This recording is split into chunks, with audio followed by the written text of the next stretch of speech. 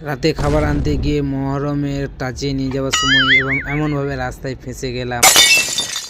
চালা মহরম দুদিন পরে আর আজকে তাজিয়ে নিয়ে যাওয়ার সময় এমন ভাবে রাস্তা জাম করে এদিকের গাড়ি ওদিকে যেতে পারছে না, ওদিকের গাড়ি এদিকে আসতে পারছে না। দিনটা ছিল সোমবার, আর সোমবার দিন আমাদের কাজ ছুটি থাকে। সোমবার দিন আমাদের রাত্রে খাবার দেয় না, তাই আমরা দু বন্ধু মিলে চলে গেছিলাম খাবার আনতে। আর খাবার আনতে গিয়ে এমন ভাবে ফেঁসে গেলাম। আসলে ওই যেটা কি আমরা গুজরাটে আমি কখনো মহরম দেখি না, তো আজকে মহরম না, মহরমটা হচ্ছে রবিবারে। তারপরেও আজকে দেখছি সব তাজিয়ে নিয়ে বেরিয়েছে। কেন বেরিয়েছে সেটা আমি জানি না। যদি রাস্তায় এত জাম হয় তাহলে ভেবে না মহরমের দিন রবিবার, তাহলে কেমনটা হবে। মহরম রবিবারে সব দেখা যাবে। তোমাদের লেগে আমি ভিডিও নিয়ে আসবো। অবশেষে আমি এখন দোকানে চলে এসেছি। আমরা খাবার অর্ডার দিয়ে দিচ্ছি। আমি আর ভিডিও করছি, বুঝতেই পারে সে বুঝতে পেরে গেল। তারপরে বলছে কই দেখি কি ভিডিও করি। আমাকে বলছে দে তোর একটু ভিডিও করি। আমি বলছি মিছি বলছে, তারপরে না সিরিয়াসলি ভিডিও করছে না। আসলে ওই যেটা কি সে ফোন নিয়ে যাই না, আমি একা ফোন নিয়ে গেছিলাম। আমি একা ফোন দেখবো আর সে ফোন দেখবো। বললাম চল দুজনেই ফোন দেখবো না, আর আমাদের বসে বসে কাজ না থাকলে যা করি।